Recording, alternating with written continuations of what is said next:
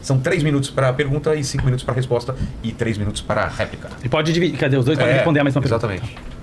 Começaria dizendo que o Deus dos judeus é o Deus dos cristãos. Nós temos a Torá como nosso Antigo Testamento. A Torá é dividida em 24 livros, né?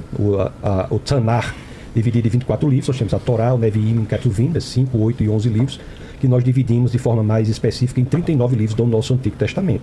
É o mesmo livro. Então esse livro que você tem aí, que é a Torá, é o nosso Antigo Testamento. Mostra aí. A diferença é que nós entendemos que o Deus ele se revela em 3 pessoas.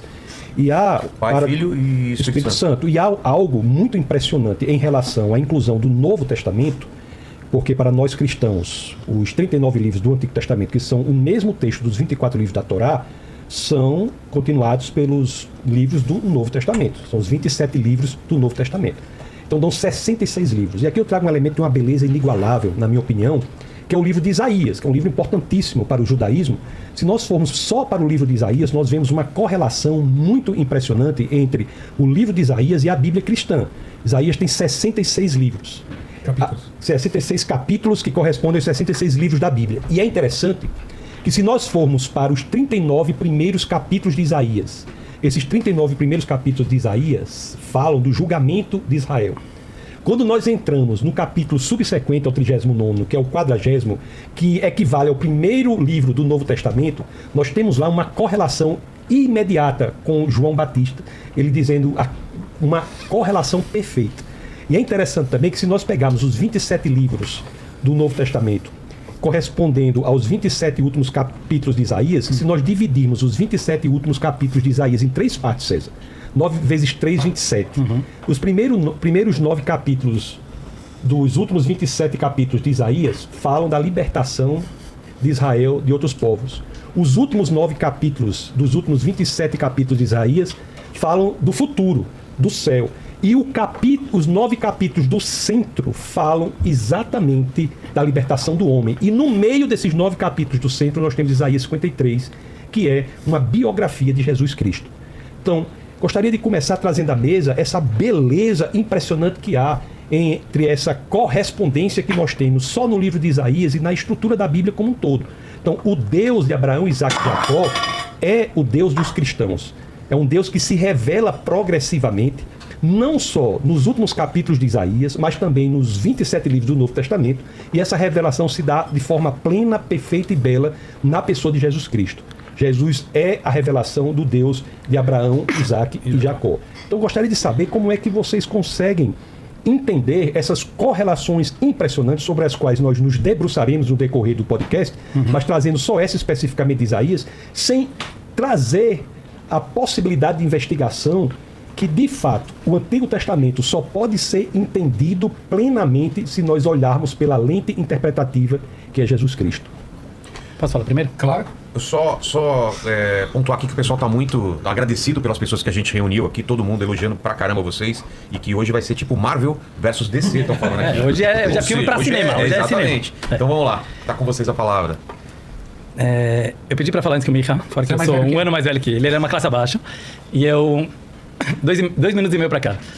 E a gente tem jeitos diferentes, estilos diferentes. Isso é legal também no povo judeu, que assim, você tem no mesmo povo, a gente fala, tem 2 judeus, tem 3 opiniões, e eu vou ter um approach, ele vai ter outro, e isso faz parte da essência do judaísmo. E hoje em dia na vida, acho que eu te falei da última vez, eu tento pegar assim um approach, né, um estilo mais direto, né, não agressivo, mas mais direto, porque as pessoas não têm muito tempo, né? Você vê hoje em dia, é incrível até que você faz sucesso, né, com um podcast de 3 horas, porque as pessoas querem videozinho de 3 minutos, e as minhas lives normalmente também são 2, 3 horas, e as pessoas... É um estilo. Mas a gente direta um pouco ao ponto, como você falou, você vai abordar bastante isso durante, né, o podcast, imagino. Então eu queria, até para quem é leigo no assunto, e também para quem conhece um pouco. Há séculos, né, existem debates entre padres e rabinos, que infelizmente no passado não tinham essa pacificação, digamos assim, que temos aqui nesse programa, né? Infelizmente, você sabe disso, eram debates que eles eram feitos em praça pública, muitas vezes com intenção de expulsar os judeus da cidade caso o bispo ganhasse o debate. Sim. Ou seja, era levado muito a sério. Não era nada amistoso.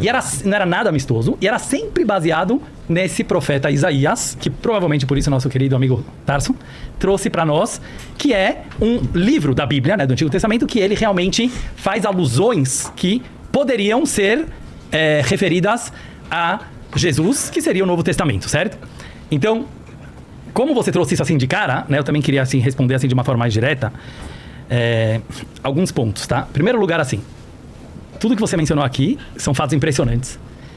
E, em geral na vida, todos nós vemos muitos símbolos, e no judaísmo a gente chama de Ashgaha Pratit, que quer dizer providência divina, que realmente demonstram sinais de que algo, não sei se meu querido amigo, colega Micha vai concordar, mas eles demonstram sinais de que algo possa ser verdadeiro, porque, é providência divina. Eu, particularmente na minha vida, principalmente porque, como meus seguidores sabem, eu sou muito bagunceiro, então eu tenho dificuldade de, às vezes, chegar na hora, como a gente viu hoje aqui.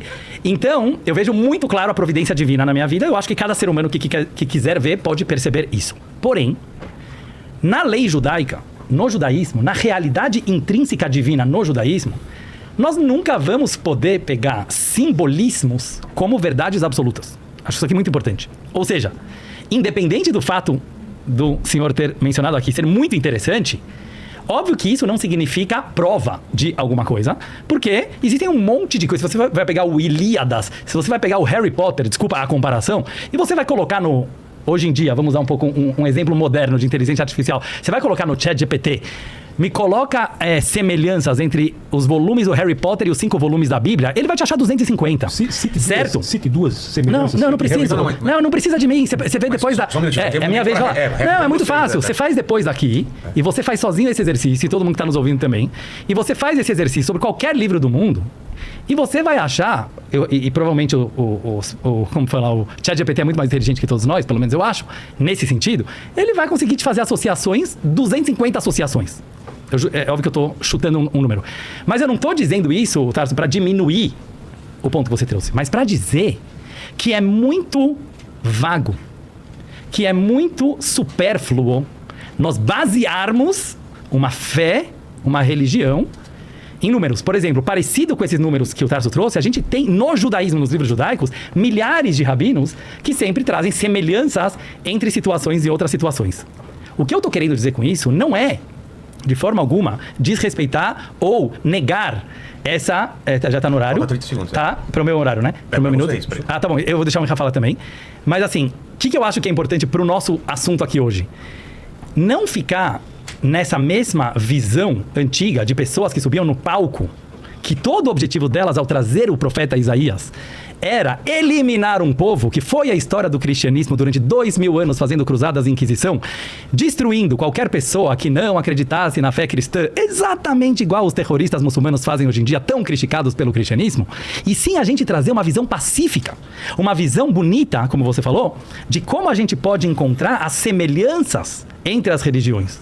Como a gente pode encontrar atividades produtivas, construtivas, que nos levam a ser um ser humano melhor. E não a competições infantis que simplesmente querem provar que seu ponto é verdadeiro. Réplica de vocês